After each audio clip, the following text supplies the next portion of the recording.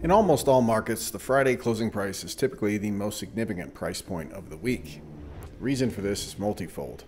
One is simply weekly price chart candles. Now think about it.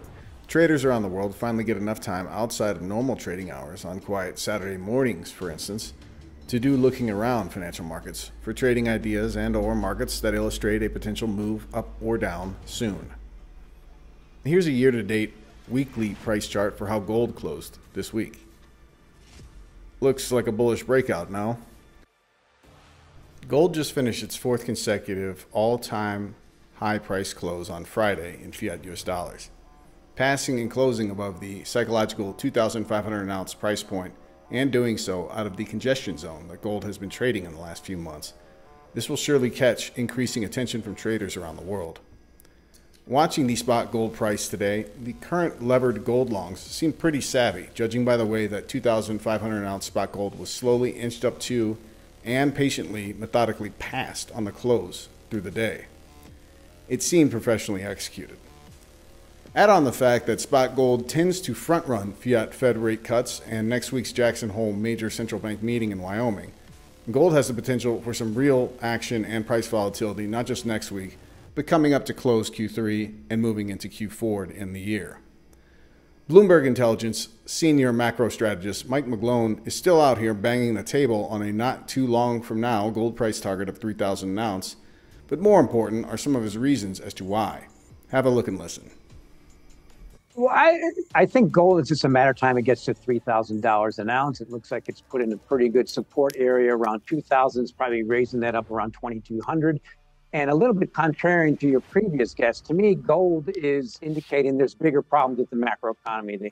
On a year-to-date, 1 year, 2 year, and 3 year basis, the rock is beating stocks. It's beating the S&P 500 total return. It means something. But I think the key thing to remember about gold is to mention why it's going up. You have to start with the unlimited friendship that started with President Xi and President Putin in 2022, and then Russia's invasion of Ukraine. That shifted the world order, tilted towards gold. The deepest pockets on the planet have been buying gold, i.e. central banks.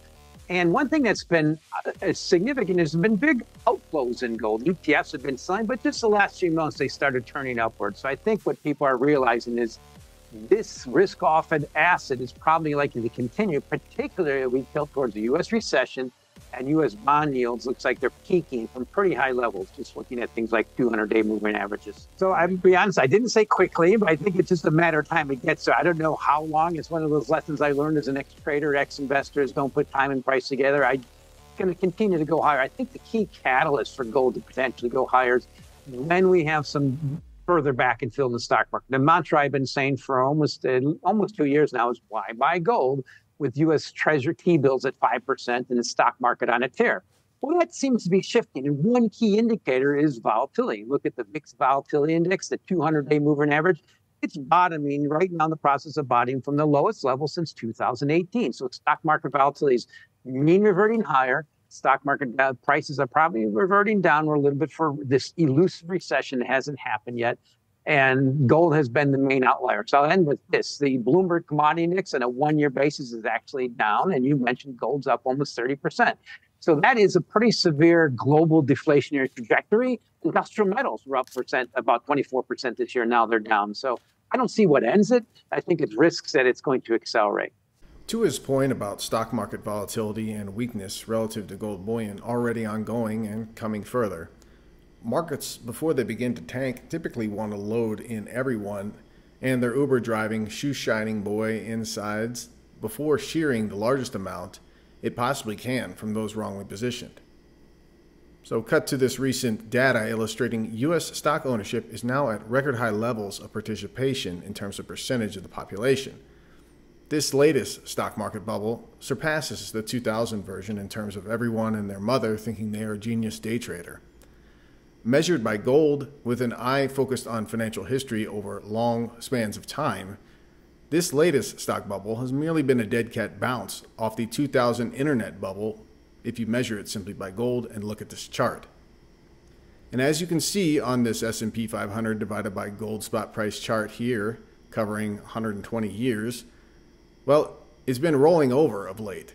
Judging by this chart, I could easily make a case for gold bullion outperforming the S&P 500 from here to later by a factor of more than 4 times, at least by the time we get into next decade, the 2030s.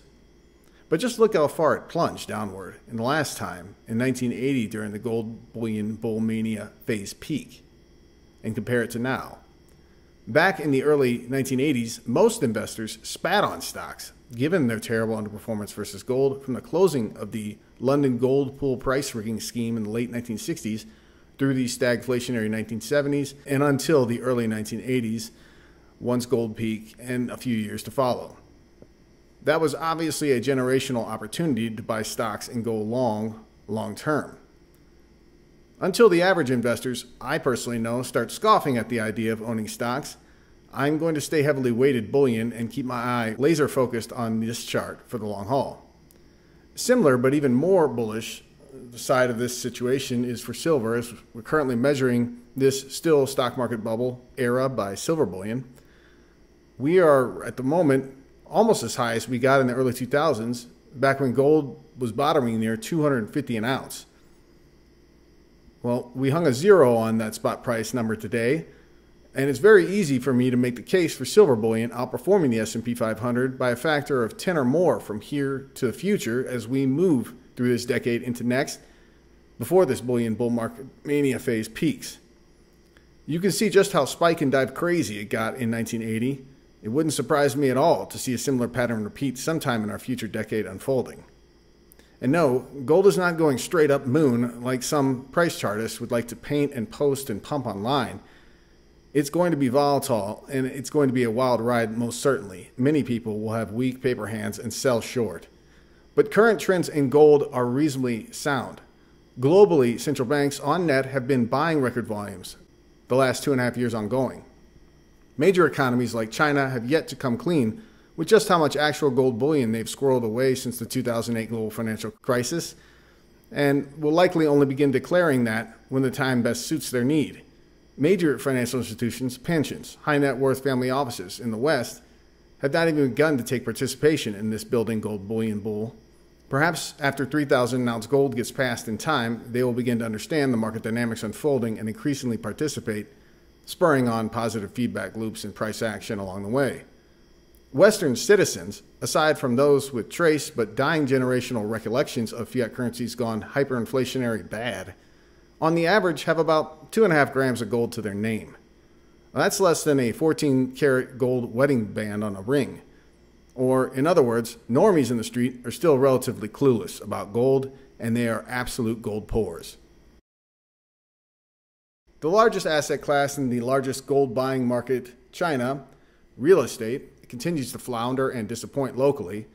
While relative yuan strength of late has perhaps cooled local gold buying, the authorities in China are now making concessions for the next round of major gold bullion importing by banks after a recent pause in action. If we simply look at the price action for gold in China on this chart, it looks every bit as bullish as recent price action here in the Western world. Now, on the other side of this break, we're going to get into some important silver trend news coming out of Mexico this week, as well as other technologically silver industrial-driven focused news items of importance that are worth our taking time to examine in detail. Stick around. I'll be right back. Hello, this is James Anderson on behalf of SD Bullion. Smash the like button if you enjoy these bullion market updates. And be sure to visit sdbullion.com/sweepstakes to enter our free 500-ounce silver coin giveaway. Make some room in your safe because a whole lot of silver could be coming your way. SD Bullion's Monster Box Sweepstakes is back, featuring 500 of SD Bullion's very own Silver Tree of Life coins in a Monster Box for the first time ever. This stunning silver coin is a highly detailed masterpiece featuring a hidden inscription on one of the tree branches that changes every year. So put on your best flannel and become one with the forest, and take your shot to win 500 silver trees from SD Bullion, because someone's gonna win it, so why not you? Click the link below for your chance to win.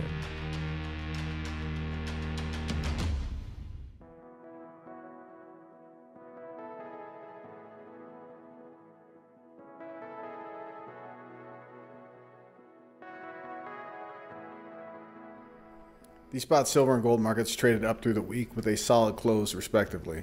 The spot gold price finished at $2,506 an ounce bid, and the spot silver price closed at $29 an ounce bid flat. The spot gold silver ratio fell slightly on the week to a still historically high level of 86. A closer look at the spot gold silver ratio throughout this 21st century, I'm already seeing people groaning online that silver is not playing catch up to gold. Look, let gold lead. Eventually silver will play catch up, surely. As long as there's going to be momentum traders who are inevitably going to come flooding back in over in China and here in the West. And the ridiculous fundamental news stories we're about to cycle through regarding silver from this week are only going to add to that fact. International Banker asked the following questions this week. Does soaring industrial demand in 2024 signal a new era of higher silver prices? I'm not going to bore you with the decent article's details that they run through. I'll instead backlink it in the show notes below if you are new here, so you can go look through it. But I've been hammering the table here on virtually everything covered in this article for the last year and two. Suffice to say, the answer to the question is yes.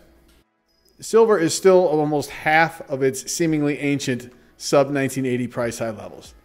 Look, those days are numbered and they're shrinking away like available silver bullion float from stockpiles. Eventually, we're going back to 50 and then we're going to bust through and go beyond. And China knows this.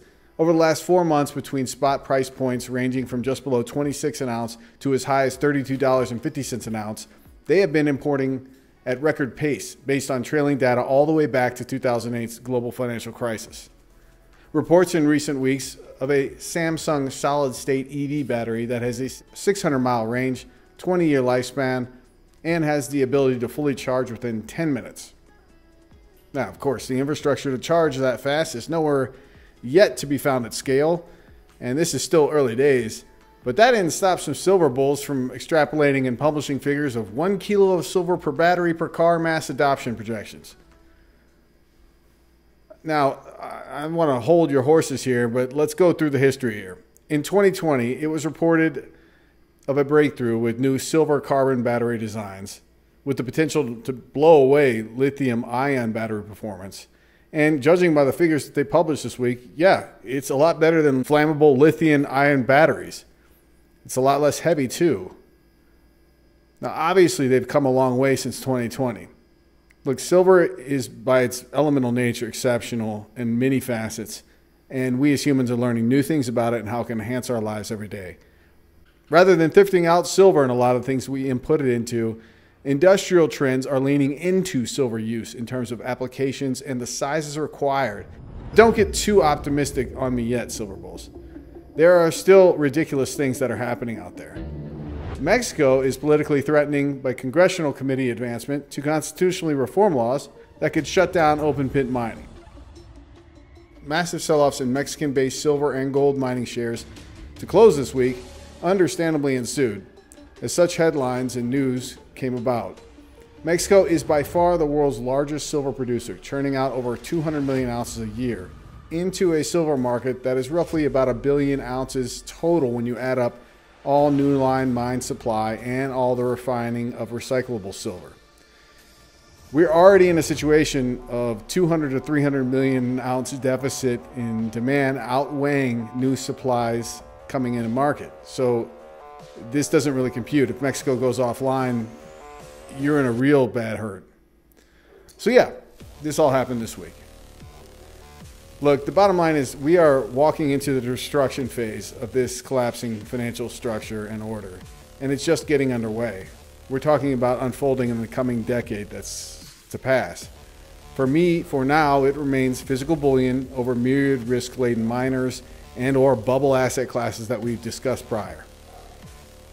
This is about storing value that you saved and worked hard for, and getting to the other side of the major changes that are upcoming. That's it. That's going to be all for our weekly SD Bullion market update. And as always, to you out there, take great care of yourselves and those you love. If you enjoyed this video, hit the like button and share it with those you love. Subscribe to our channel and hit that alert button so you know when we publish new bullion market updates.